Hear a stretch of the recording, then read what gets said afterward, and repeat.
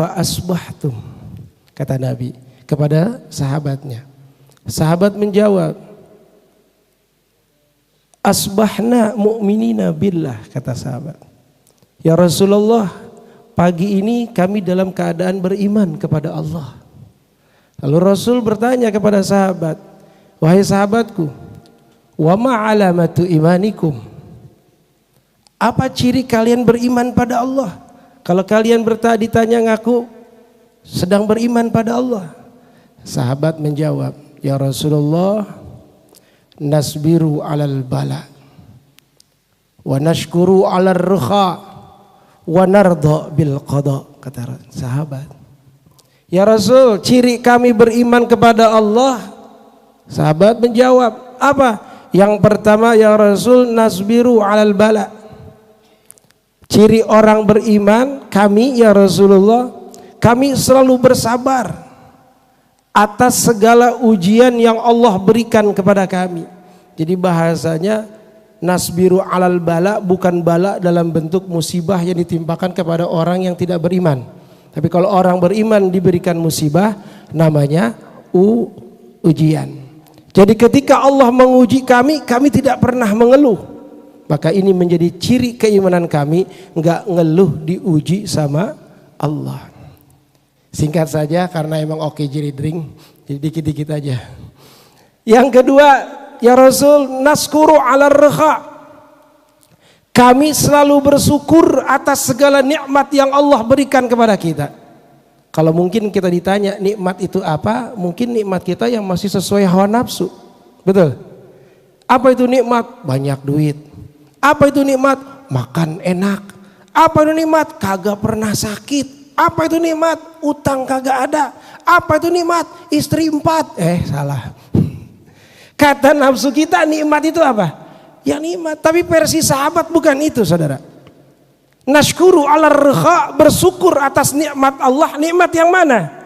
Nikmat ketika Allah kasih kesempatan bisa ibadah kepada Allah.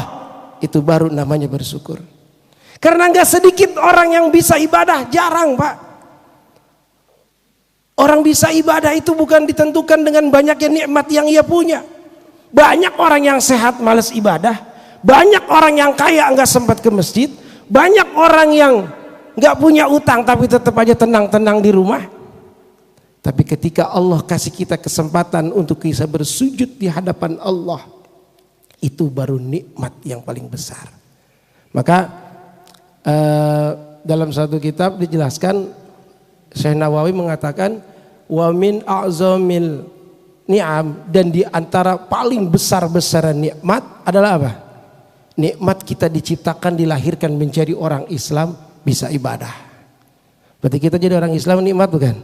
Nikmat. Maka kita bersyukur pada Allah, wa nashkuru ala rukha. Kita bersyukur pada Allah atas segala nikmat yang Allah berikan. Nikmat yang paling besar, nikmat bisa ibadah kepada Allah. Yang ketiga Pak, udah datang belum?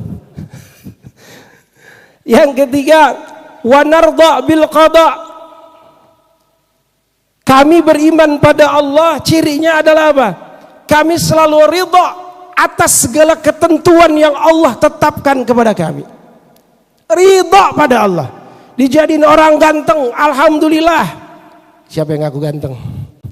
Dijadiin orang kaya, alhamdulillah. Sampai dijadikan orang yang susah pun tetap alhamdulillah. Karena baliknya kepada yang tadi, yang kedua, kami bersyukur, kami ridho. Yang penting kami bisa ibadah pada Allah. Pak, di antara ciri orang yang ridho itu nanti ketentuannya Allah berikan keistimewaan apa? Dalam satu hadis panjang dijelaskan dalam kitab Salalimul Fudhala, bahwasanya nanti di hari kiamat Allah akan bangkitkan dari golongan umat Rasulullah dalam kuburnya. Setelah bangkit tiba-tiba dia tumbuh sayap di kedua pundaknya. Hadisnya cukup panjang, saya ceritain terjemahnya saja. Setelah dia bangun dari kubur, ini umat Rasulullah bangkit dari kubur, ada sayap terbang ke angkasa. Kemudian setelah terbang, landing. Kalau bahasa kita landing ya, kalau bahasa kampung saya nebak.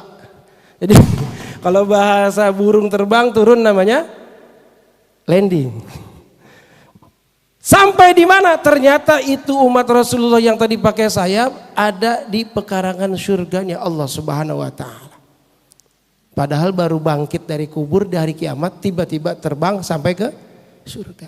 Sampai di surga, penjaga surga malaikat nanya, "Ayuhan nas, manusia, hal ra'aitumu hisaba?" Apakah kamu melihat hisab? Dihitung amal kalian? Itu jawab manusia, "Ma ra'ainal hisaba."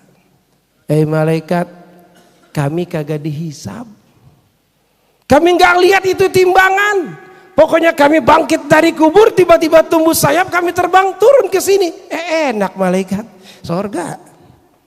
Kata malaikat, kalau kalian tidak melihat hisab, hal justumus sirat, apakah kalian melewati sirat, jembatan? Jawab mereka apa? Mar'aina. Kami enggak ketemu tuh sirat, malaikat. Enggak lewat jembatan, mau jembatan manapun sekarang lewat. Jembatan 5 atau jembatan mana? Tomang kagak lewat, langsung. Malaikat geleng-geleng. Siapa orang ini? Kok bisa? Malaikat bangkit dari kubur baru tiupan pertama, udah ada yang nongkrong di sorga. Malaikat tanya yang terakhir, kalau kalian tidak melihat hisab, kalian tidak melewat sirat, hal ra'aitu jahannam?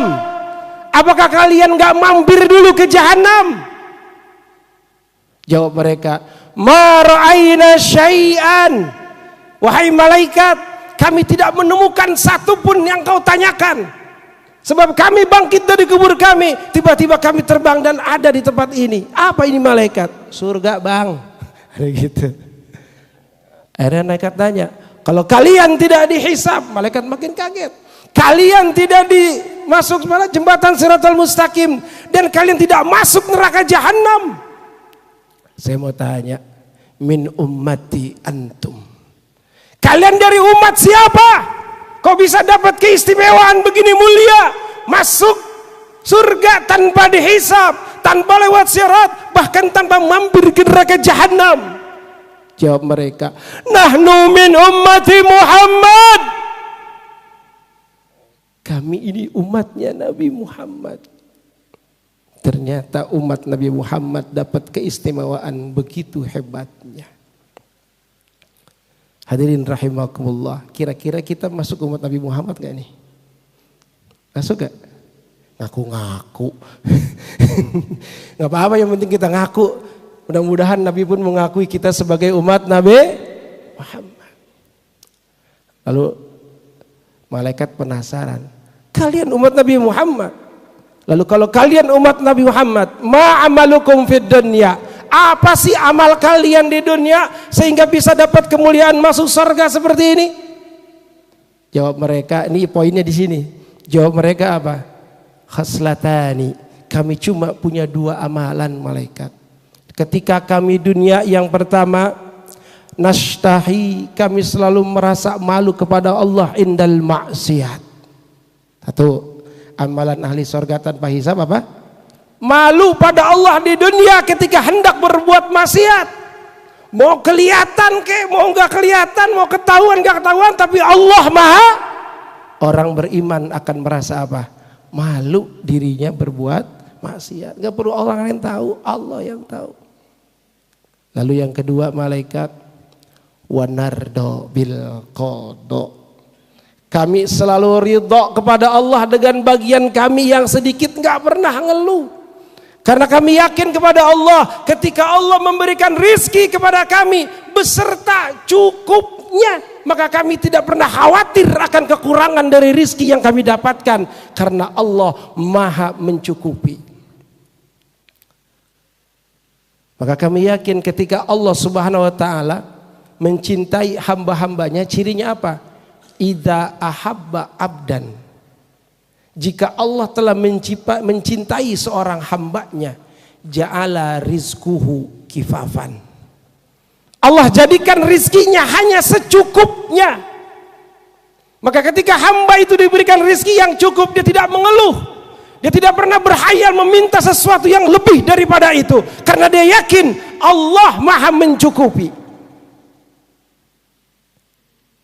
Ini namanya apa? ridho bil qada. Kalau kita sudah ridho bil qada, nanti bagian kita di akhirat sesuai janji Allah dan yang disampaikan oleh Rasulullah, masuk surga tanpa dihisab, masuk surga tak perlu lewat sirat, dan masuk surga enggak perlu mampir di neraka jahanam. Amin ya rabbal alamin. Alhamdulillah, sehubungan guru kita udah sampai, saya juga oke jelly drinknya udah habis. Jadi mudah-mudahan ini bermanfaat buat kita semua. Mohon maaf atas segala kekurangannya. Billahi taufiq wal hidayah. Wassalamualaikum warahmatullahi wabarakatuh. Pada guru kita, fa'alaihi falyatafaddal mashkuran.